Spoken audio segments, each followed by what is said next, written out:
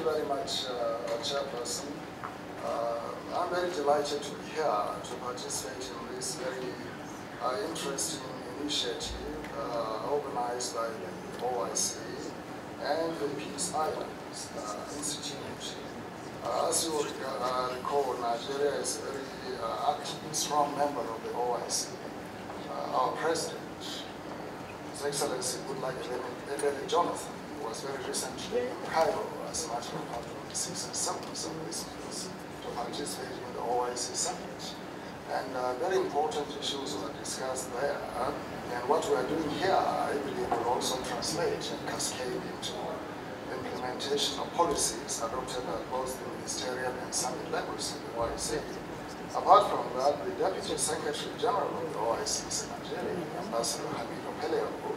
So we follow the OIC initiatives very closely, and we feel that as a very bona fide member of the organization, we should very dutifully follow what is being discussed globally and see how, as much as possible, we will implement those decisions. But more importantly, we should pay heed to the UN's initiatives that actually have been adopted, discussed, and are being agreed upon by the international community in terms of women empowerment and their participation in peace building.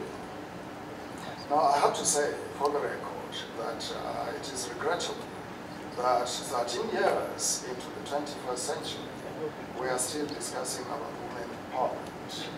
We are still discussing about women's rights, and we are still discussing about inclusion of women in decision making. This should not be so. Actually, it is a retardation of progress, of civilization, and of really what we all stand for as humanity.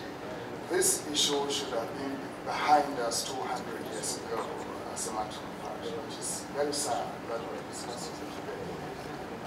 Now, one of the issues Madam Puri discussed today was challenging prejudices.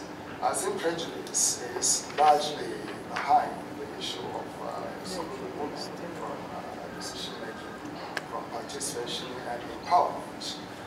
This also points to the failure of intergovernmental initiatives.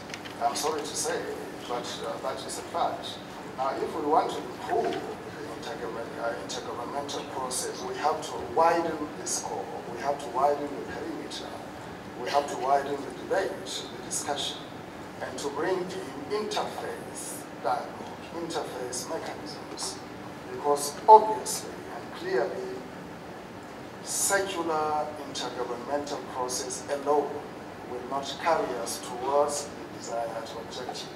When we consider that 70% of the world's population is actually inclined to one faith or the other, and because of that, if you exclude faith-based initiatives, and particularly divinely ordained decrees and dictates which cannot be challenged, which are immutable, and then you substitute that with man-made or arranged initiatives, you find some misstep happening. Now, just to give you an example, in my community, when you tell someone to do something, he will ask you who said it, or who asked you. If you say it's the imam, it's all right, they will do it. Or if you say it's the pastor, they, without any question, they say, yeah, this is good. But if you say the local government chairman or a civil servant, then they say, okay, I'll think about it. So this is something intrinsic in societies that are steeped in tradition and religion.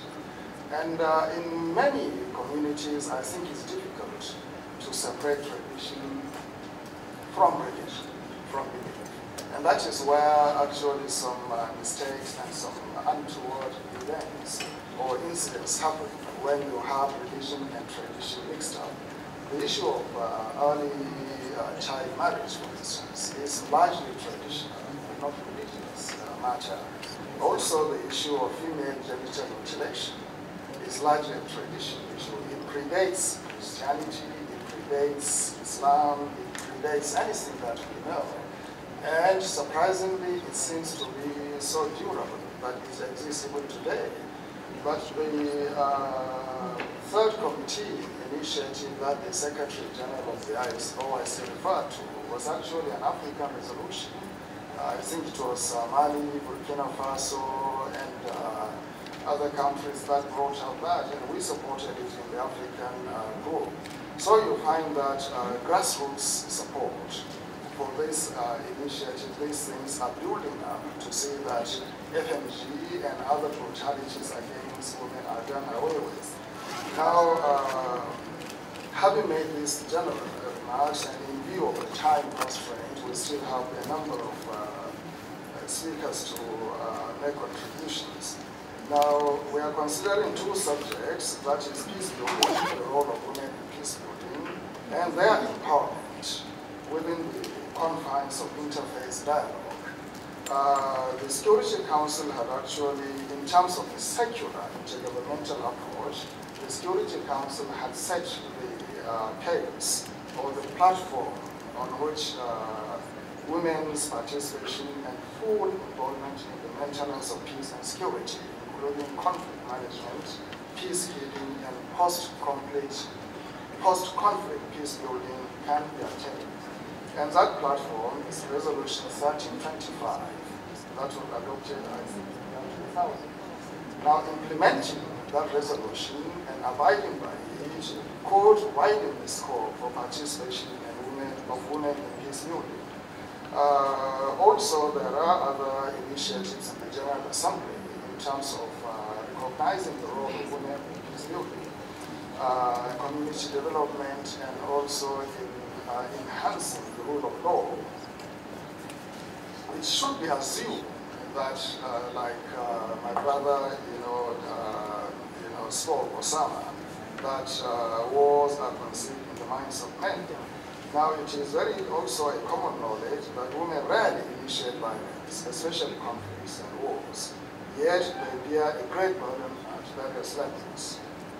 For instance, physically, in terms of being attacked, rendered homeless, raped, and so forth, psychologically, economically, socially, politically, emotionally. All these, traumas are borne by women out of conflicts that they do not initiate. Why should that be so? That is because in the power correlation in society, they are the weaker group, and they do not hold the reins of power, they do not control the militaries, they do not control industry, they do not control decision-making, and other objective factors that render them in a position to dictate what the pace of society should be. This is one observation. The other observation is that despite the advances made, the CEDAW, for instance, is a huge advance in terms of empowering women and giving them their rights, and a number of other initiatives. Yet you find the discussion rather lukewarm in terms of what the rights of women actually are and should be. And also you find that there is very little discourse on the implementation of what women's rights are, what their roles should be, and why their positions are as they are today.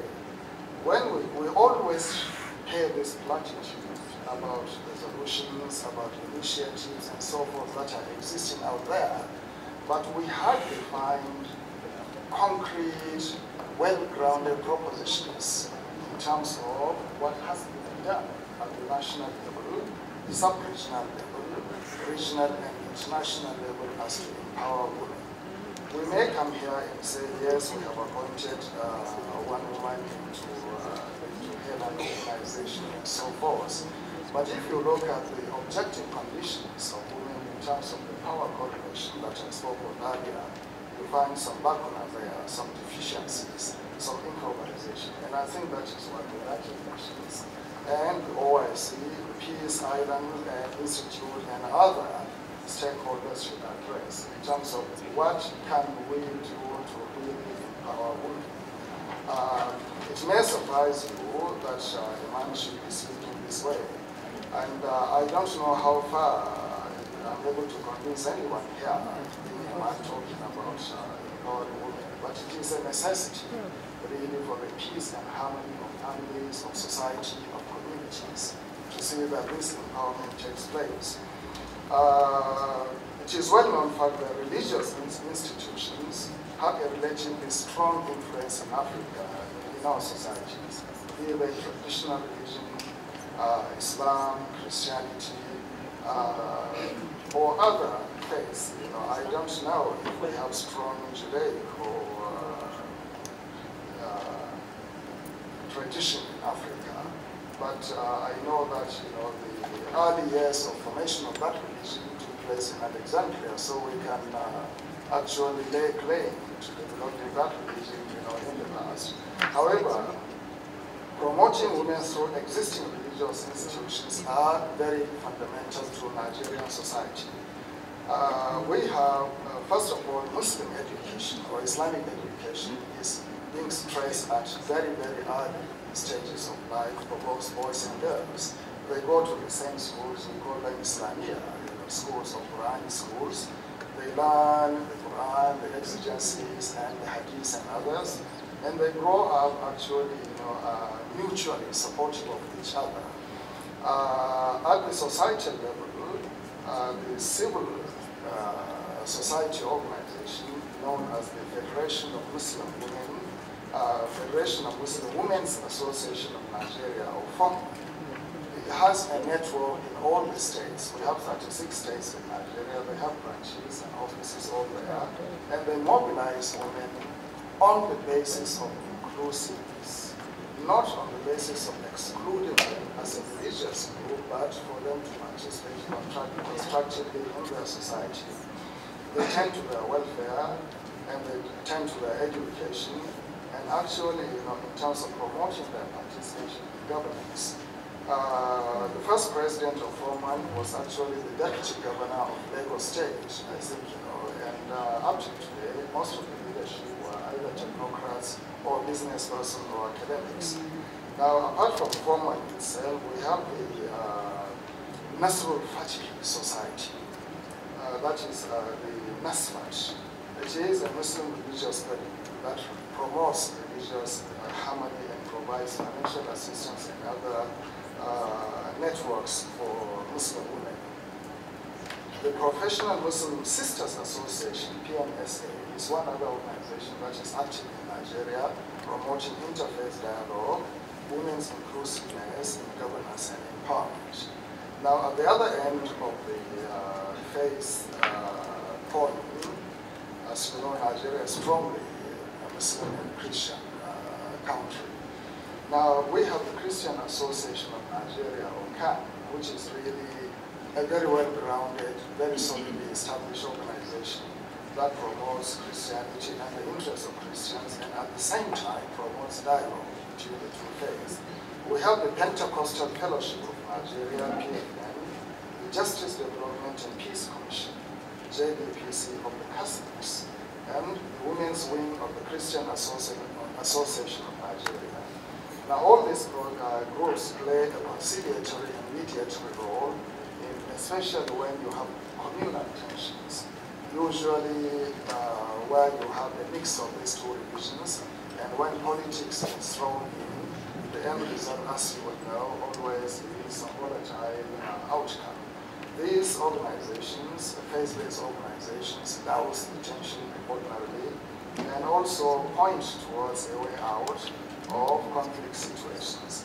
I will not bore you too much with what the government is doing in terms of creating harmony, empowering women, and so forth. These are, frankly, things that you can find out at any government website. But when we meet this type of forum, we have to be very objective, truthful to one another, and to say that these are the limitations, these are the requirements, and this is how we should move. I think, it's agreed that there is a lot of gap in terms of the empowerment of women, a huge gap really, and also a very big gap as to what the intergovernmental process offers today. And if we want to bridge that gap to narrow it down, we have to bring in religious communities, religious leaders, religious behavior shapers, the interfaith dialogue, to assist this process. And you cannot completely secularize this debate. You have to allow some space for faith, for religion, for culture, for tradition that is positive, to come in, to play a role in order to supply the deficiency that we can glaringly see in terms of what is out there in empowering women and actually enabling them to participate meaningfully, constructively in peace building, conflict reconciliation, and building society as a whole. If we can entrust our families to women, why can't we entrust our society?